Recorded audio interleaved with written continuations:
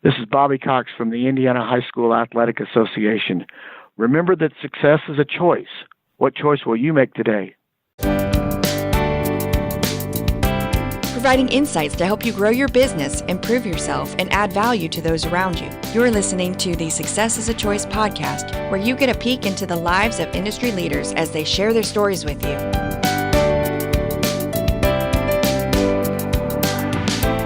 Welcome to Success is a Choice podcast. I'm your host, Jamy Bechler. And I was an administrator and college coach for 20 years, and much of the way I did things was because of today's guest. Larry DeSimpelare was my direct supervisor for 2 years as a graduate assistant at Kent State University. He taught me the ins and outs of program management, but more importantly, he modeled how to treat people. Larry was an NCAA Division I men's basketball coach for 28 years, and he's now the commissioner of the Crossroads League with schools from Indiana, Michigan, and Ohio. Larry DeSimpelare, welcome to the show. Well, thanks, Jamy. God, that's a heck of an introduction, man. I'd like to go back to those couple of years that we worked together and see what it was that I did that gave me such a glowing response. My wife might want to know what that is too. I don't know if treating people is really the highlight of my career, but thanks, I'll take it. Well, I remember with little things like you would call up a restaurant to get a reservation for our team, and just the way it wasn't completely transactional. And you did this with lots of people. It wasn't, hey, I have this need, I need you to fulfill it. It was, you would find out about people, you would talk to people, maybe butter them up. It was not completely transactional all the time. And I saw the way you handled recruits when they came in and dealt with parents, and you had a way with people, which makes sense. You had a long career in college basketball, and now you're a commissioner. So you don't get that way. You don't get to those levels without having some people skills. But tell us a little bit about your background in coaching. I mentioned you were a Division I coach for, I think, 28 years. So tell us a little bit about your background.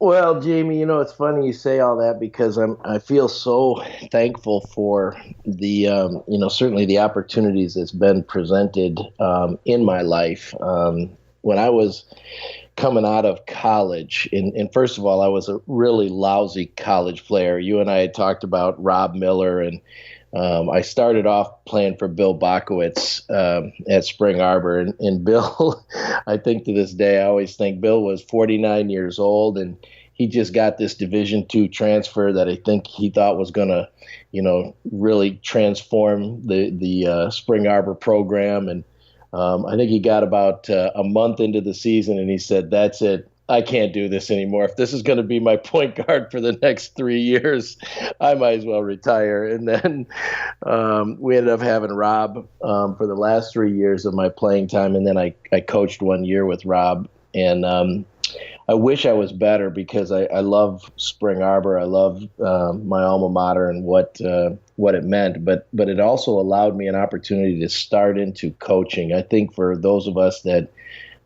coach, a lot of times we end up coaching because we had to stop coaching because we just weren't good enough to continue to play. If all coaches were being honest, I think they'd all go, or at least the vast majority would say, "Yeah, I coach now because I just couldn't play anymore. I didn't have any place left to play." So we start coaching, and then that comes back to some of the reasons why we do play is because we love the interaction. I was sending some emails to some of my athletic directors today while I was on the campus of Taylor, where Abby, my daughter's a sophomore volleyball player. We were there for a couple days over the weekend, and really enjoyed watching what I would call the genuine embrace that comes. I'm sure there's other places that it comes. I don't want to minimize anything else outside of athletics, but that genuine embrace that comes when two teammates reconnect for the first time again in whatever it is, a year, 6 months, 5 years, 10 years. I don't know if there's anything greater to watch from an athletic standpoint is to see two people who just genuinely love each other because they sweated together, they rode the bus together, they lost, they won, they complained about their coach, they fought through the late nights of studying and still had to get up and make have a great day the next day and perform. I just really love that stuff. I think it's just really one of the things that makes it special. And I was really fortunate at Spring Arbor to instead of working on my game in the spring like I should have been, which probably drove Coach Bachwitz to saying he's got to retire, to not being a very good player, was I started coaching. I coached these really awesome junior varsity softball team when I was 19 years old, and I got to coach these girls for 4 or 5 years. And it just was really that first introduction to not just coaching softball. I didn't know much about it, but I really just felt like I wanted to try to help use a sport to impact lives. And that really is what the genesis of all of it is. And I feel like I'm fighting harder and harder today to maintain that. You don't get this. There's not a lot of times in your life when you get into adulthood outside of your own children, maybe, where you get to really, really impact other people. And that was really the best thing about coaching. And I was so fortunate. I mean, I did for 4 years at Jackson Northwest, the Mounties, where my good friend and the guy who lived right across the hall from me is the superintendent, Jeff Bontrager, and he's doing an absolutely amazing job there. 4 years after those guys, after I got done coaching and graduated with this math degree, Jackson Northwest hired me as their basketball coach, JV girls softball coach, and freshman basketball coach.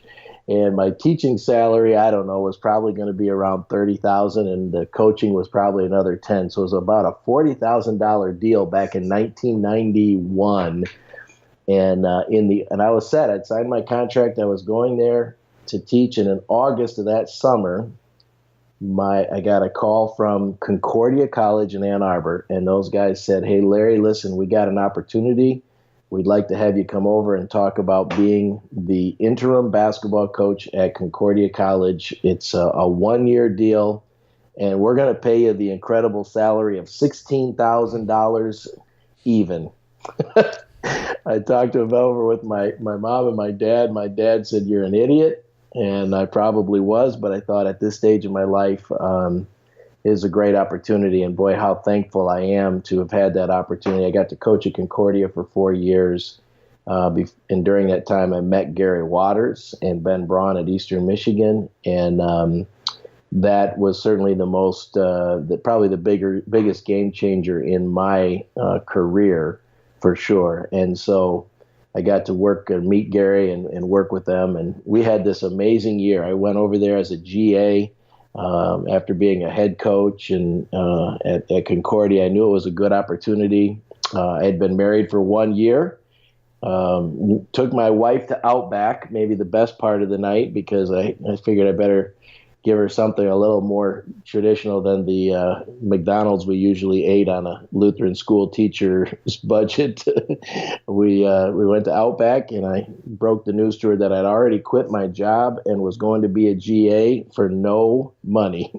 And she wasn't thrilled. We'd only been married a year. I would it's probably the reason why I don't do marriage counseling, because I didn't have a very good handle on it. But thank goodness she's been an incredible wife, and we just took on the journey, and it's been a blessing ever since. The time I got to spend with Gary Waters and Eastern Michigan and Ben Braun, we had a fabulous year. It was 96. We had this little point guard from Cleveland named Earl Boykins, who spent 13 years in the NBA. We had these great guys like Brian Tolbert, and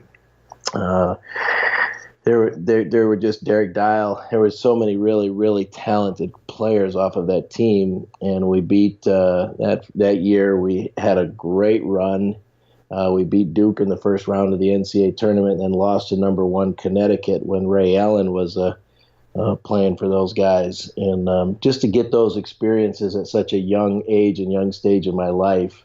But the real journey behind all of it, Jamy, is, whatever credit you want to throw my way, especially because you got to work for him too, was Gary. I mean, just one of the most genuine and intense men that we knew. Like he knew how to get the best out of his kids. Didn't have to be overly sophisticated offense. It didn't have to be anything great strategy. But what he did do is he really got guys to buy into what he was about. And the beauty of Gary is that he was certainly a faith-driven coach, which is rare in the Division I world, where not that there aren't good Christian men in this, but Gary's that rare commodity of where at every state school we coached, it was a priority. You were a part of those circles where after every game we would meet out there at center court and we would circle up. And a lot of times our president and our AD would be out there, and Gary was bold enough to lead us in prayer at that time. And so I'd got 23 years of what I would call tremendous covering from Gary Waters. We got to work together for 1 year at Eastern, 5 years at Kent, 5 years at Rutgers, and then the last 11 here at Cleveland State. And incredibly thankful, because those things that you mentioned, Jamy, where you say it's really all about how you want to deal with people and handle people and create relationships. And certainly our business has some false relationships too. It's sometimes what can you do for me at the moment type of relationships. But I never wanted to be a part of that. And I had a great example in Gary that really helped shape that for me, for sure, and help prepare me maybe for this opportunity that we're doing right now. We'll return to Larry in just a moment, but I wanted to make sure you are aware of the great things that the Crossroads League and the NAIA are doing to help develop student athletes through their Champions of Character and Sportsmanship programs. You can find their resources at www.naia.org. Also, we have written a book that is based upon many of those same principles. The Leadership Playbook, Become Your Team's Most Valuable Leader, is now available. It can help student athletes learn how to be better leaders and positive teammates. You see, when we help develop today's students, we can help influence the future. Visit theleadershipplaybook.com to learn more about this impactful book. And now, back to more insights from Larry DeSimpelare. I want to go back to something you said. You were with Gary Waters for quite a long time, which is rather unique in any profession, especially coaching, but you followed him, or you were good enough that he wanted you on board at 3 different head coaching jobs, at Kent State, at Rutgers, and then at Cleveland State. Talk a little bit about loyalty, because you probably had opportunities to go elsewhere, maybe as a small college coach or as a Division I assistant at maybe bigger places or other places. So talk about loyalty and to your specific situation, but just in general. Yeah, Jamie, I'll tell you what, that's loyalty is always a two-way street, right? Or we want it to be a two-way street. That's what made my loyalty to Gary so much easier, because he always was looking out for my best interest, which made it really easy. Probably the most difficult decision I had to make was maybe back in the summer of 2003, and we had been out in New Jersey for a couple years. My son was a year old. My wife was not loving New Jersey. We were 10, 11, 12 hours away from family.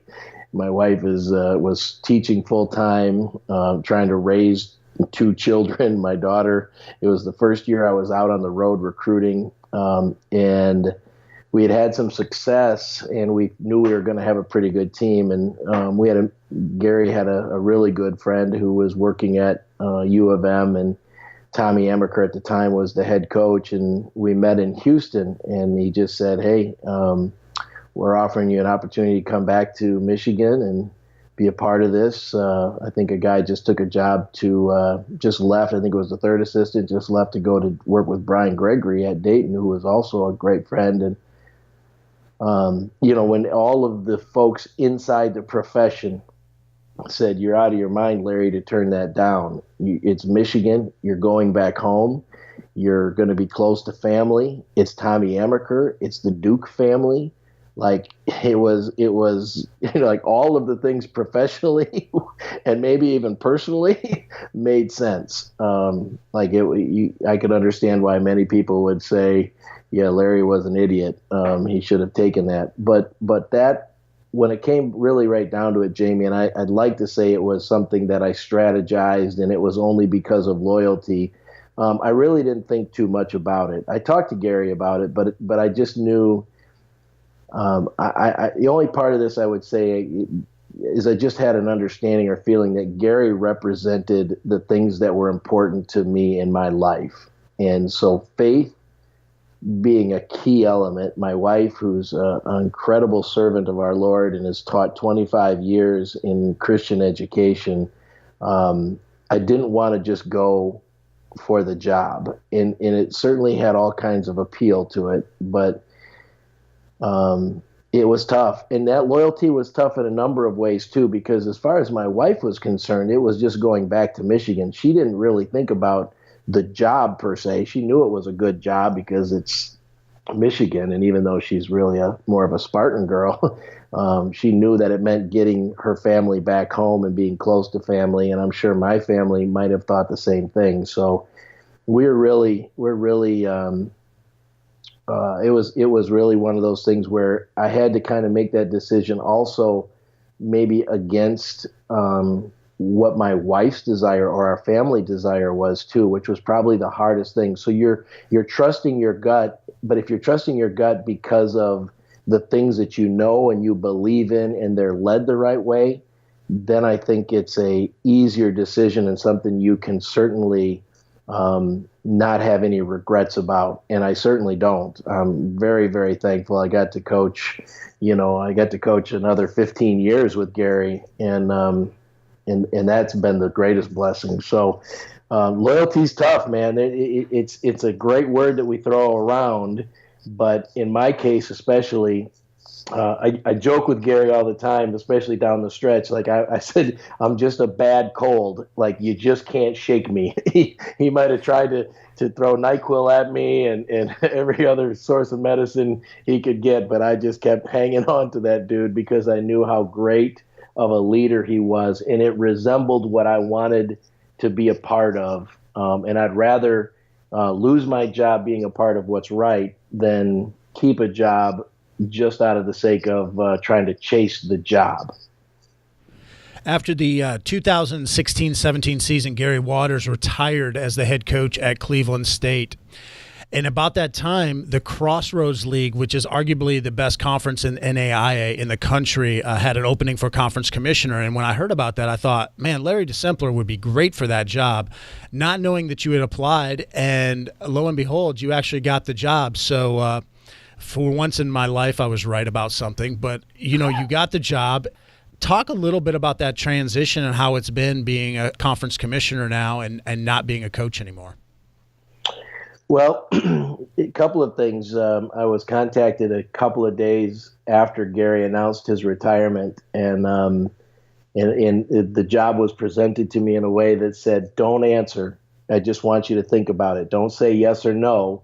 I just want you to think about it." And I kind of laughed it off. And to be honest, I don't know if I really was thinking about it. It was pretty fresh in my mind. I'd been a coach for well over 30 years. Which just means you're old, right? In the last 23 with Gary, it's just such a pattern of my life that I didn't know if I would ever be interested in it. And I called a great friend. Maybe you know him, and I hope anybody that knows Glenn Korbov would only do nothing but go, "Oh yeah, that guy's unbelievable." And I called Glenn, and it's one of the funny stories. And I just said, "Glenn, I want to run something by you." And he's an Indiana guy. He lives in Indianapolis. So I kind of assumed he might know some of these folks. He's actually, he's an incredibly strong Christian man.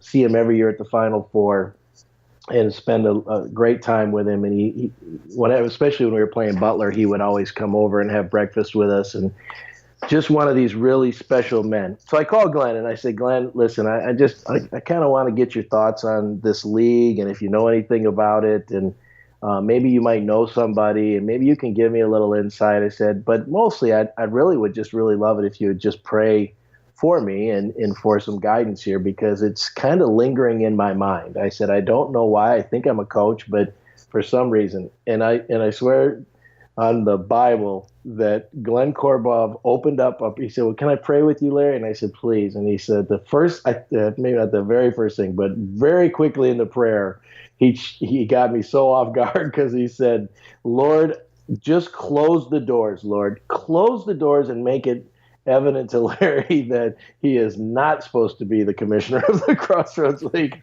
And for sure, it took me a couple of minutes to reassemble my thoughts and get back into the prayer because I was thinking, geez, did I call the wrong guy? Am I not supposed to get this job? I was thinking he was going to be praying in a different way. And it was so evident that what he was praying for was exactly right. And is that I wanted the doors to close to have some assurance of maybe what I was or wasn't going to do. And at that point, I remember in my own mind and in my own prayers to say, Lord, if you want me in coaching, you're going to present it. I'm not going to chase it. I'm not going to chase this profession. I'm going to just trust you and trust your guidance, and whatever it takes us, we go from there. And then it's amazing. Every door opened, and this job just simply presented itself to me, and I've been so thankful and so appreciative of the people I work with. When you say one of the best conferences in the NAIA, I'll just go ahead and say it is the best conference in the NAIA, especially when you couple what we do faith-wise, the impact our coaches are having, and then also the high level that we succeed at on the playing surface. I mean, we're doing some really, really great things, and I love that we win. That's awesome. It's always good. It always helps when you win, but that's not the real success. The real success is the impact of guys like Eddie Shigley that's having on his tennis team, who just swept our tennis tournament this past weekend. And to see those guys circle up in prayer, and to see Roger Ferguson at Huntington when his girls lost at IWU, and to see him put his arms around his girls, and to see that tight-knit unit that they were, and the tears that were flowing, but they didn't do anything except stop and give their time and talents back to the Lord. Those were the things that just continually remind me that this was a calling for me to come and try to help. I don't know much about being a commissioner, Jamy. I feel like I'm about 30 feet underwater most of the time, and I'm trying to swim to the top.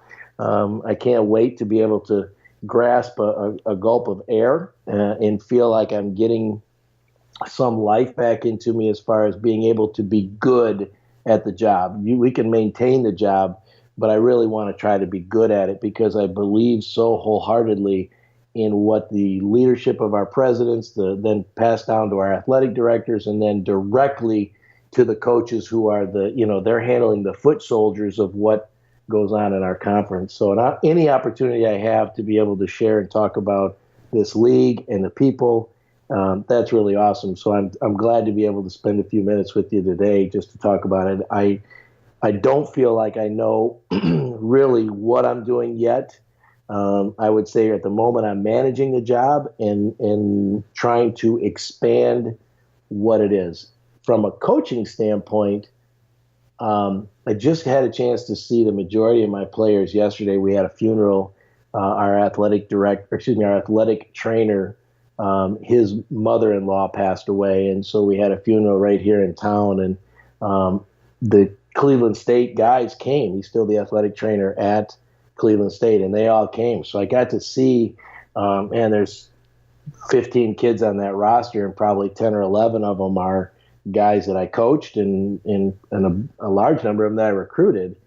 And it was so great to see them and hug them and talk to them and encourage them. And if there's anything that I miss, it would be that. It would be that one little day-to-day interaction to try to say something, to lift something, to encourage, to sometimes discipline, to have hard conversations on top of it. But that's where, you that day-to-day stuff, right? I get to walk down my stairs here, and I'm about 20 steps from my office here, and I'm doing stuff on the computer and bills and other work. So you're not having the same day-to-day interaction that you do with your players.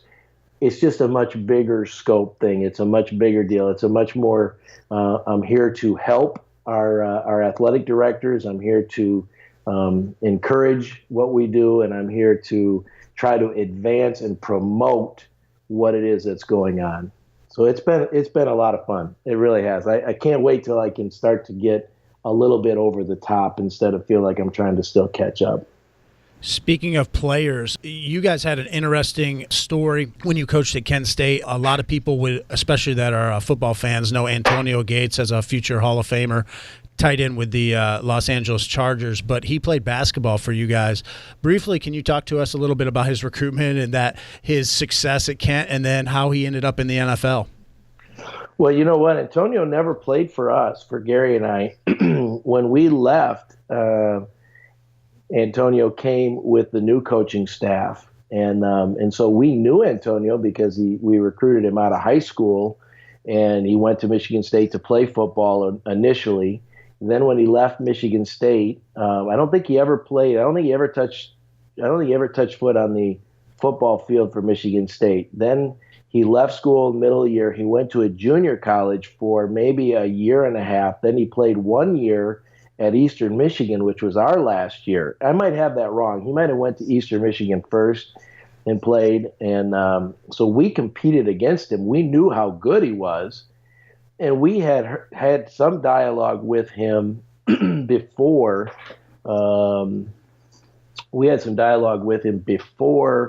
We took the job at Rutgers in that spring, but we really didn't actually recruit him. That was Stan and his staff, those guys did a great job of doing it. The only impact that I would say Gary had on that year, they were 4-4 at one point, and it was near Christmas, and they had just lost to Youngstown State. And Gary, we left 7 seniors on that team, and Gary called all 7 of those seniors and said, "Listen, stop acting the way you're acting.